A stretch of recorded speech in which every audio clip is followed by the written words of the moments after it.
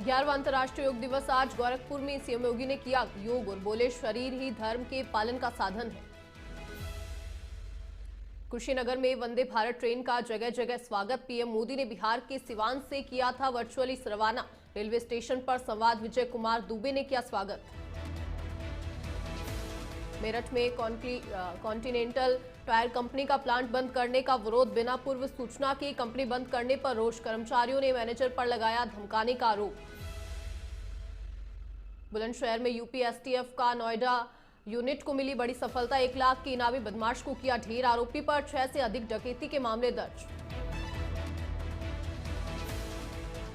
Aligarh police ने किया हत्या का खुलासा। दोस्त ने ही की थी अपने जिगरी की हत्या। पुलिस ने मुख्य आरोपी मनोज को किया गिरफ्तार।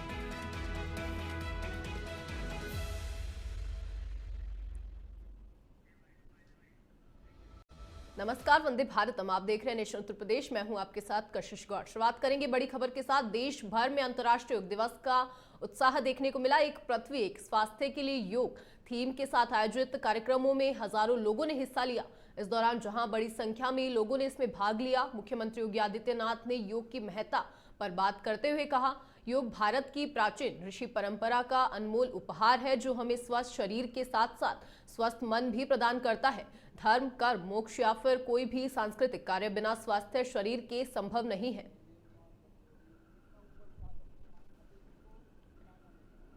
वापस मध्य में लाइए अपने कंधे के बराबर और हथेली पलट दीजिए। ईसा ने योग के बारे में प्राचीन काल से ही इसके महत्व के बारे में हम सभी को बहुत विस्तृत रूप से अवगत कराया था। और वैसे भी भारतीय मनीषा का यह मानना रहा है कि शरीर माध्यम खलु धर्म साधनम, यानी जितने भी धर्म के साधन हैं,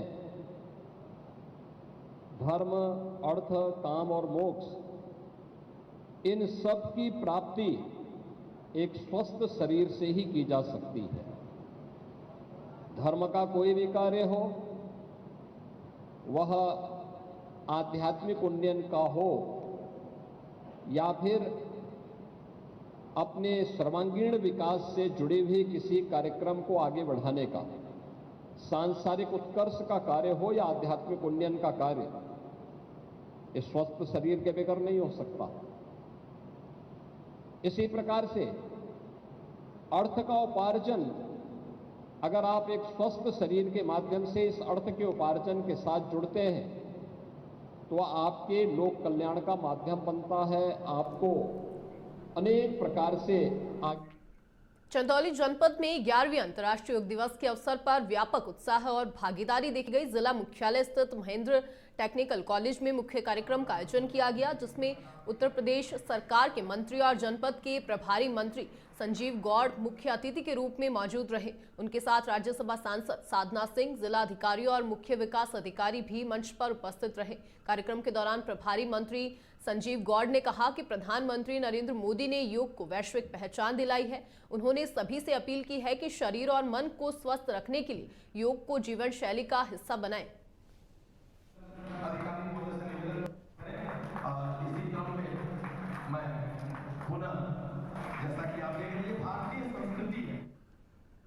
योग दिवस में अपने प्रदेशवासी, देशवासी और आप सभी सहित पूरे चंदौली जनपद को ढेर सारी बधाई देती हूँ।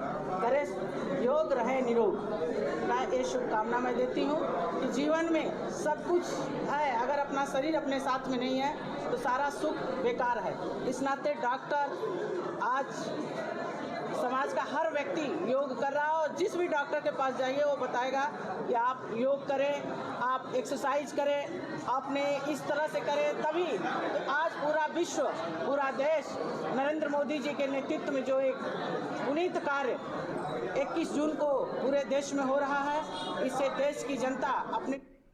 अलीगढ़ के थाना क्वारशी क्षेत्र स्थित अहिल्याबाई होलकर स्टेडियम में आज 11वां अंतर्राष्ट्रीय योग दिवस मनाया गया। इस दौरान गन्ना विकास और चीनी मिल मंत्री चौधरी लक्ष्मी नारायण ने दीप जलाकर शुरुआत की, जिसमें जिले के सभी विधायक, जिला अधिकारी सहित जनता ने बढ़ चढ़कर भाग लिया। इस अवसर पर मंत्री चौधरी लक्ष्मी नारायण मीडिया से रूबरू हुए।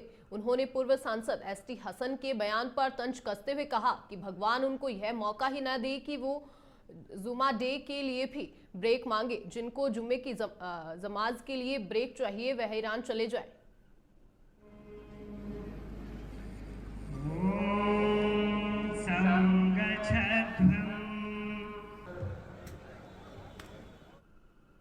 के लिए भगवान कृष्ण ने 5500 वर्ष पहले अर्जुन के माध्यम से पूरे विश्व को एक संदेश दिया था। गीता के 6वें अध्याय में उन्होंने कर्म योग, उन्होंने तप योग, समस्त योगों के संबंध में कहा और ये भी कहा कि विश्व के कल्याण और व्यक्ति के आध्यात्मिक कल्याण के लिए योगा परम आवश्यक है। बिना योगा के किसी कीमत पर एकाग्रचित्त व्यक्ति नहीं हो सकता। बिना योगा के उसकी सांसारिक इच्छाओं को सीमित नहीं किया जा सकता, क्योंकि इच्छाएं तो असीमित हैं।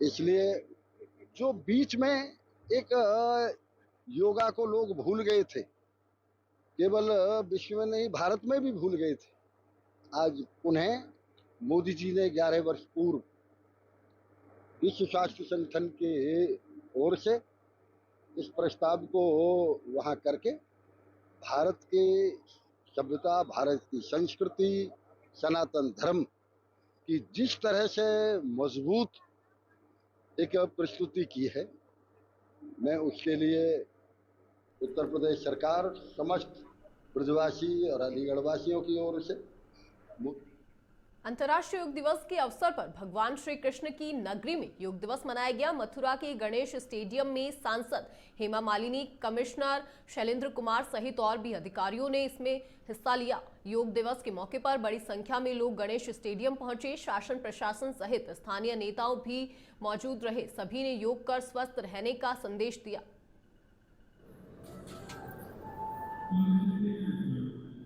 कृष्ण नगरी में मथुरा में योग दिवस मनाया गया और इस अवसर पर सभी ने बढ़ चढ़कर हिस्सा लिया। शासन प्रशासन सहित स्थानीय नेताओं भी इस दौरान मौजूद रहे। सभी ने योग कर स्वस्थ रहने का इस दौरान संदेश दिया।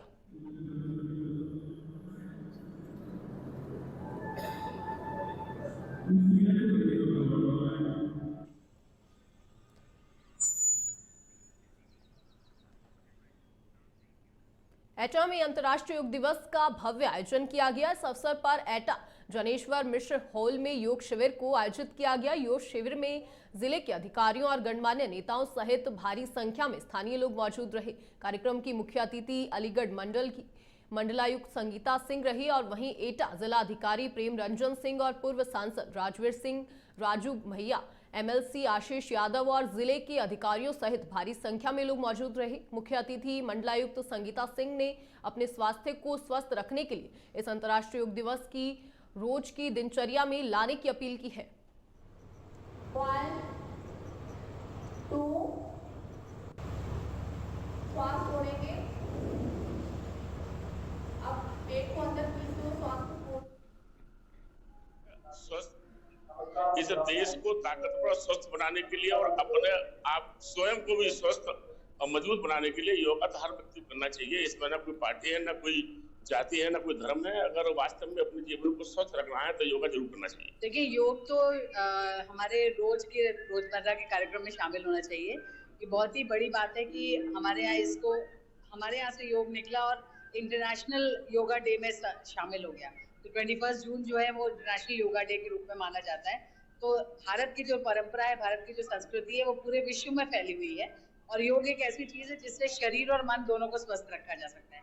इसी उद्देश्य से हम लोग आज यहाँ इकट्ठा हुआ थे और मिलकर सबने योग किया और इसको रोजमर्रा के जीवन में अपने शामिल करने की आवश्यकता है।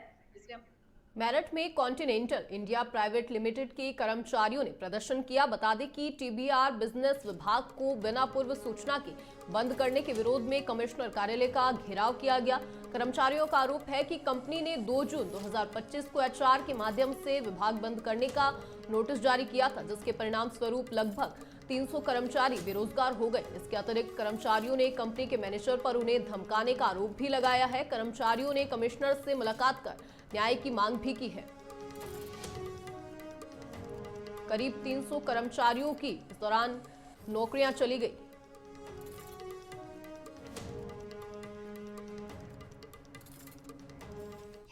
कल 5 घंटे लगभग धरना चला मोदी कॉन्टिनेंटल के गेट पर, और सिर्फ धरना इस चीज के लिए था, जो वहां पर स्थायी कर्मचारी थे, परमानेंट जो वहां के वर्कर्स थे, उन्हें स्कीम बताकर उन लोगों को बाहर किया जा रहा, दबाव डालकर, डर दिखाकर, लालच झूठा सच्चा देकर उनको उस कंपनी से बाहर निकाला जा रहा। आज भी वहीं के बड़ी संख्या में कर्मचारी यहाँ पर आए हैं। हमारा सिर्फ यही कहना था कि इसका संज्ञान सरकार ले, प्रशासन के लोग लें, बैठकर वार्ता करें। ये फैक्ट्री बंद नहीं होनी चाहिए। ये सब के सब लोग वहाँ पे काम करना चाहते हैं। ये फैक्ट्री चले और वहाँ पर रोजगार जिस तरीके से इनका चलता आ रहा था, आने वाले समय पर जो लोग और पा सकते थे उनको रोजगार मिले। इस सब की हमारी कोशिश है। मैं भी इसे विधानसभा में भी लेके जाऊंगा। अभी इस पर कल तो सिर्फ धरना वो स्थगित किया गया था, अगर नहीं होगा तो स्थायी रूप से फैक्ट्री के पास ही, इस फैक्ट्री के सामने ही वहीं बैठकर लगातार। बुलंदशहर में आज यूपी एसटीएफ की नोएडा यूनिट को बड़ी सफलता मिली है। दरअसल 20 जून की शाम को यूपी एसटीएफ की नोएडा यूनिट और डकैतों के एक गैंग के बीच जहांगीराबाद इलाके में मुठभेड़ हुई। इस मुठभेड़ में एक बदमाश गंभीर रूप से घायल हो गया, जिसे डॉक्टरों ने मृत घोषित कर दिया। आरोपी पर मुजफ्फरनगर में 6 से अधिक डकैती के मामले दर्ज थे और उस पर 1-1 लाख रुपए का इनाम भी घोषित था। ये भी ज्ञात हुआ है कि माननीय न्यायालय द्वारा मुजफ्फरनगर के 2012 के केस में 7 वर्ष की सजा भी हो चुकी है।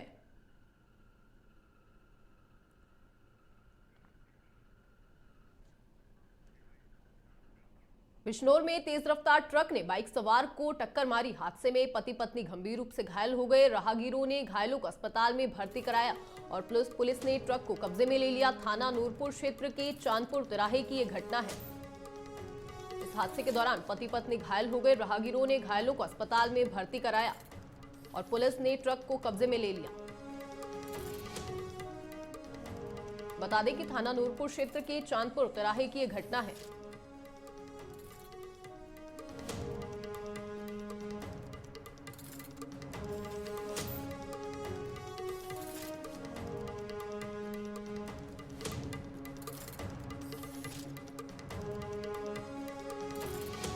जालौन के केलिया थाना क्षेत्र में ट्रैक्टर निकालने को लेकर हुए विवाद में ट्रैक्टर चालक और उसके परिजनों ने एक परिवार पर जमकर कहर ढाया। दबंगों ने लाठी डंडों से जमकर मारपीट की, जिसमें महिलाओं समेत 4 लोग घायल हो गए, जिन्हें इलाज के लिए अस्पताल में भर्ती कराया गया। पीड़ित जब मामले की शिकायत लेकर थाने पहुंचे तो कोई कार्रवाई नहीं की गई, जिसके बाद पीड़ित परिवार ने शुक्रवार को एसपी कार्यालय पहुंचकर न्याय की गुहार लगाई है।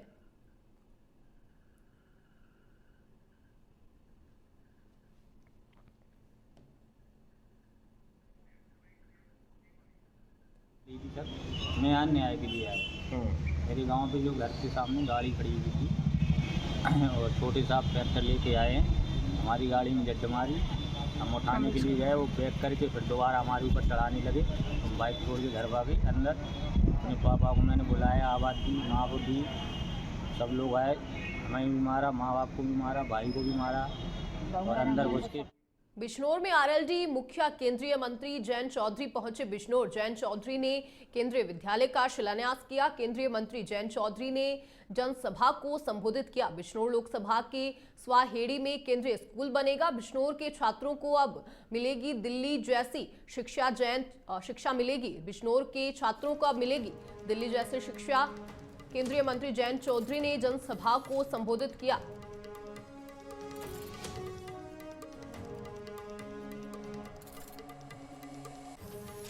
केंद्रीय मंत्री जयंत चौधरी ने जनसभा को संबोधित किया। बिजनौर लोकसभा के स्वाहेड़ी में केंद्रीय स्कूल बनेगा।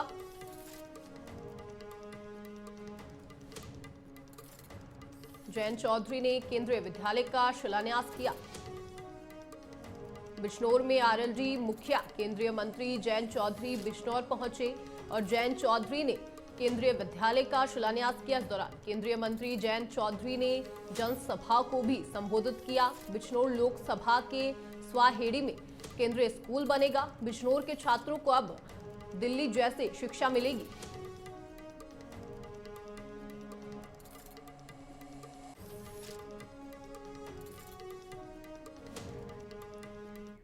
उत्तर प्रदेश के जनपद अलीगढ़ के थाना गंगीरी क्षेत्र के हिमाचल नंगला गांव में लापता व्यक्ति के सिर में गोली मारकर हत्या किए जाने सनसनीखेज घटना का पुलिस ने खुलासा किया है। ग्रामीण पुलिस अधीक्षक अमृत जैन ने बताया कि 17 जून की देर रात और 18 जून की सुबह थाना गंगीरी क्षेत्र से सूचना प्राप्त हुई कि ऋषि कुमार नाम के व्यक्ति का उसके ही गांव में शव बरामद हुआ है। इस सूचना पर इलाका पुलिस ने फील्ड यूनिट के साथ मौके पर पहुंचकर घटनास्थल को सुरक्षित करते हुए साक्ष्यों को इकट्ठा किया और पुलिस को सभी टीमों ने सराहनीय कार्य करते हुए मात्र 24 घंटे के अंदर हत्या के इस घटना का खुलासा कर दिया और पुलिस ने पति की हत्या के आरोपी पत्नी और उसके प्रेमी को गिरफ्तार कर लिया है।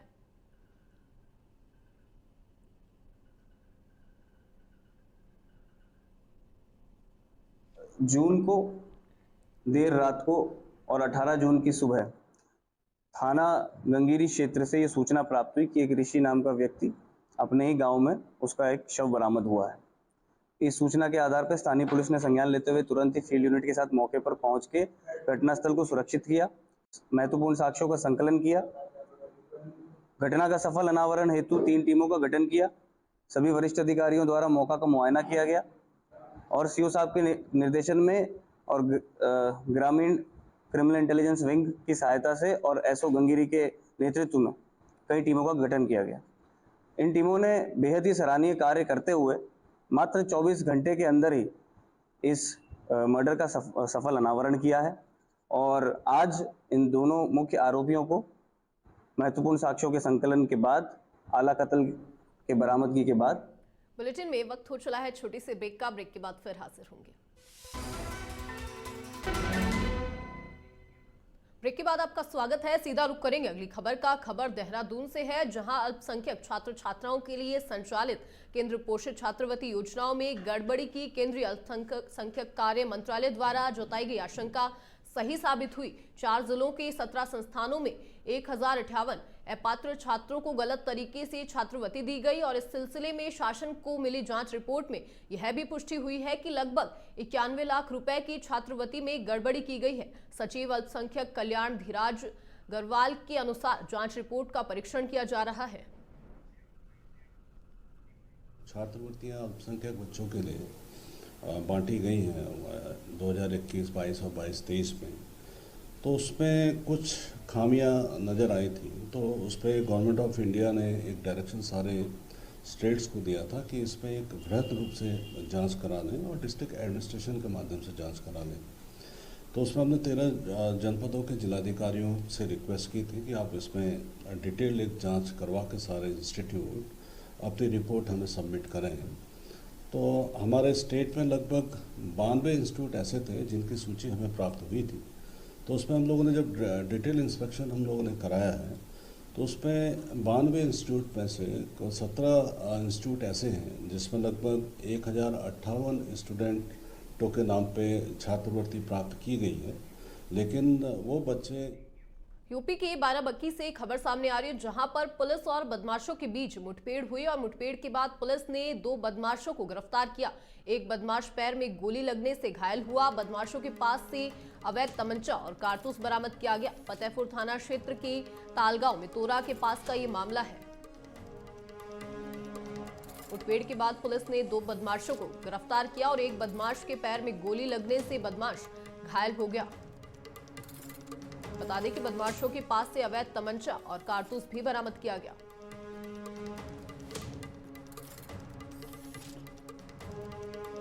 यूपी के बाराबंकी से खबर सामने आ रही है, जहां पर पुलिस और बदमाशों के बीच मुठभेड़ हुई और मुठभेड़ के बाद पुलिस ने 2 बदमाशों को गिरफ्तार किया।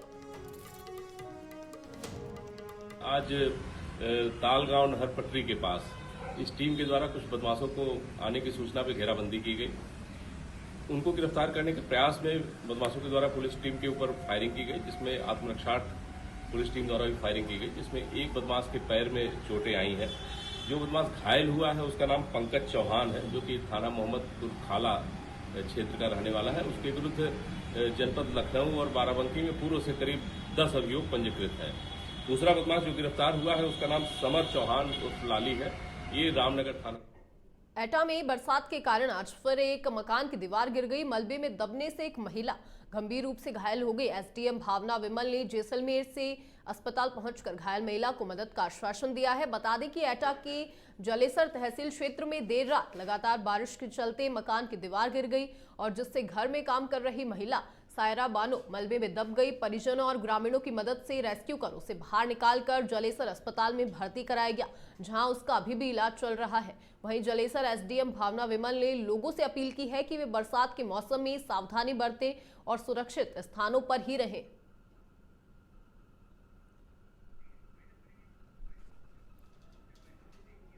फिलहाल के इस बुलेटिन में इतना ही। देखते रहिए नेशन 27 वंदे भारतम।